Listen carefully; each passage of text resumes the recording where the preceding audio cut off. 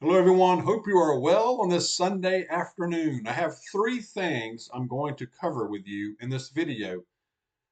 The first one I call reverse ATMs. You'll know about that. The second one is called left behind. I'll go into that one also. And the third, but not least, the third I've saved for last. This is the best one. I entitled it Not So Fast, Satan, Not So Fast.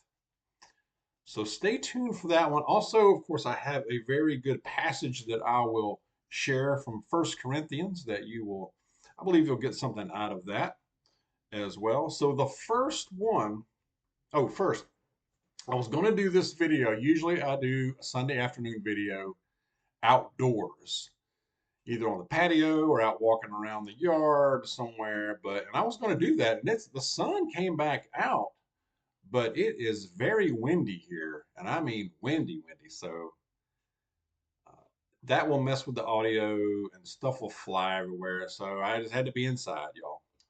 The first story, reverse ATMs.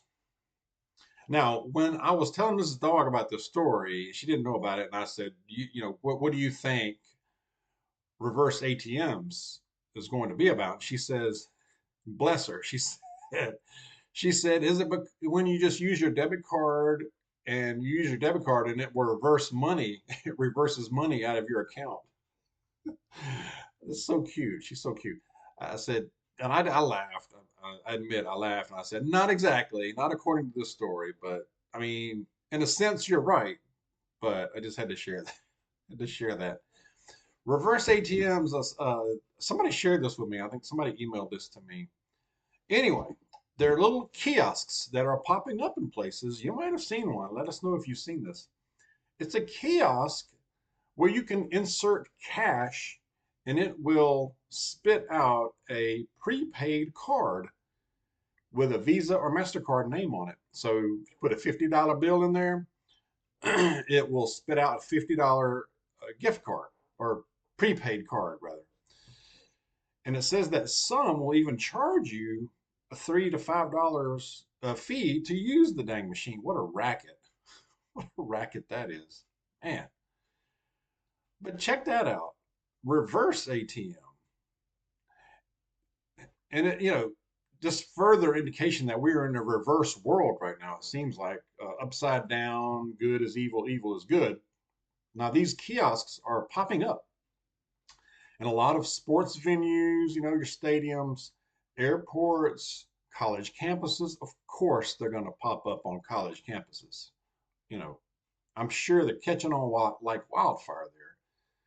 Businesses, even establishments, increasing number of businesses, and I'm hearing from a lot of you, haven't been to one in a while. Stadium, like sports venues, are cashless. They do not, they card only. They will not accept cash for concessions or tickets for that matter. So we're seeing these kiosks pop up. Now, the story was based out of New York City, and the reporter said that it is catching on. It is the wave of the future. He did say that now I don't know about 5 to 6% of the population of the United States is unbanked, meaning they don't have a bank account, savings account. I think that's probably higher. I would think that percentage is higher than 5%. I don't know. What do y'all think? But anyway, reverse ATMs, sign of the times, I'm afraid. You know, cash is still legal tender, y'all. Business, this card only business, it pisses me off. And, I think we need to stand our ground. And if we have cash, I can pay you with cash. I know your sign says a card only, but I've got $5 here I can pay with. And if they don't want to accept that, then I'm going somewhere else. That's what we need to be. That's what we need to be. Spend our cash. Spend your cash wherever you want, as much as you can. That's my thought. Okay. All right. Moving to the next one. Left behind. May have heard about this one. As you know, in the Sudan, big country now, just to the south of Egypt, we have basically a civil war going on there. Two rival army generals are fighting it out for power there. And the American embassy was evacuated. So United States Special Forces went in last week and evacuated the embassy and its family and their families. However, about 16,000 American citizens are still there, left behind. Have you heard this before? Remember Afghanistan? Well, I hear that some are getting out, but for the mass uh, majority of them, vast majority of them, can't talk, are not being evacuated. Now, at the same time, you got British, French, and Chinese government that are evacuating their people. It said that the Chinese even have a ship out there,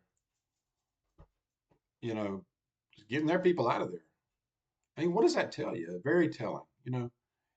It's telling you that as far as an American citizen, they don't give a squeeze about you and me. They don't. They don't. So I guess they're SOL or on their own. They're all on their own to try to get out of there.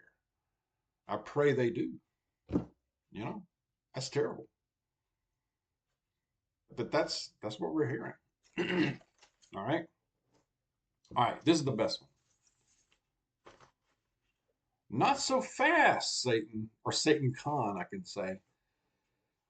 On the same weekend, and y'all might have heard this, on the same weekend that they're having this huge convention called Satan Con in Boston, where thousands of people are gathering for a convention to, I guess, to honor or worship Satan.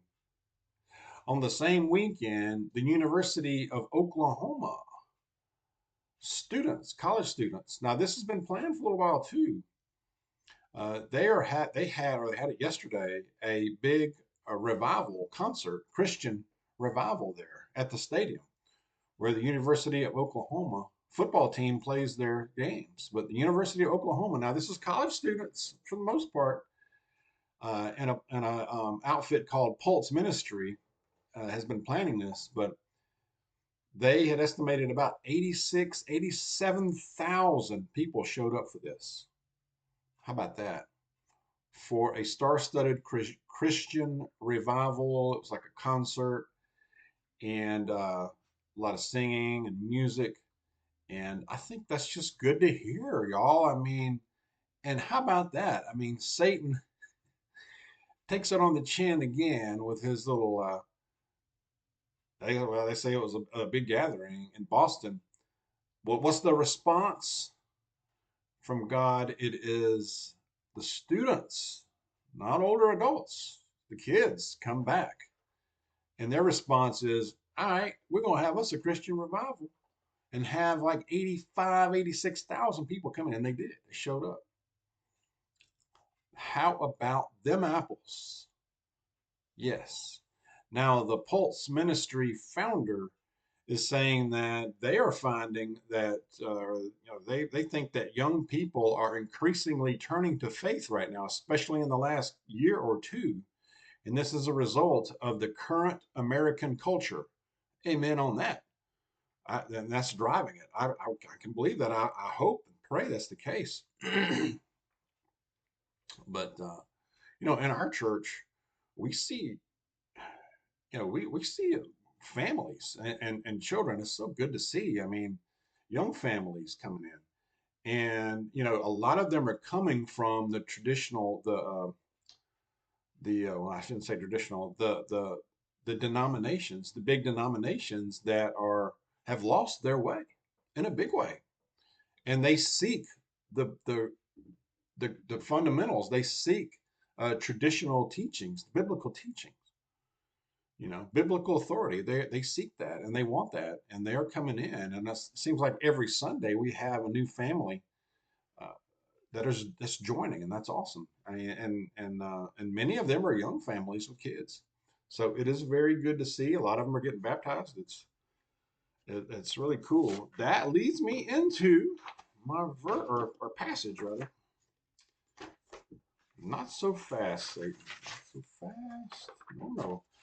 This is from 1 Corinthians chapter 12, verses 4 through 7 says, "Now there are a variety of gifts, but some but the same Spirit. And there are varieties of service, but the same Lord. And there are varieties of activities, but it is the same God who empowers them all and everyone. To each is given the manifestation of the Spirit for the common good. We are all given, we're all given a talent, well, talents, plural, talents, gifts, and abilities. And it's my firm belief that God gives each and every one of us a specific talent, a ability, a gift that makes you better than the average bear. It's something particular. That can be artistic, that can be speaking, that can be teaching, science, whatever, you name it, leadership.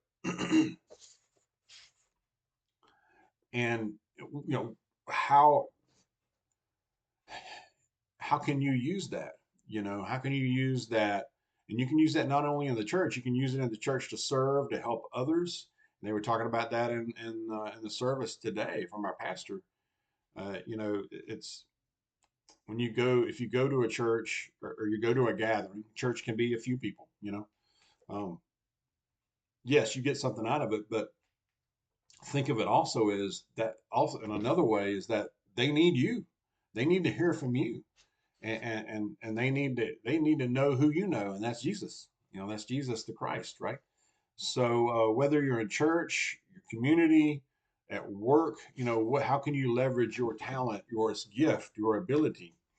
Do you need to get a second job, or do you need to do a gig? Do you need to, what can you do? What are you good at? It's just important to realize that and know the biggest thing is that it is God given. And I've seen that manifest in a lot of different ways. I didn't plan to say even cover this, but it makes me think of it. I had a client some years back, and this is an older man at the time, and he was probably in his, I don't know, late 50s, probably early 60s at that time even. And he had some cognitive disabilities. He had a physical disability, but and one day the facility where we were housed at that time had an old piano in the back corner somewhere, you know. And one day this guy got on there, and I tell you what, he played some music. It was he sounded like a classical pianist. This guy was just ripping it up. And we were all just dumbfounded, like, you know, where have you been? So, and that was like a lesson, like, God given, even though he had deficiencies in other areas, this guy sat down and just belted it out on that piano. It was amazing, really. I'll never forget that moment, I tell you. What a lesson. But anyway, share your thoughts. Let's be safe. Let's be aware. God bless you. I will see you soon.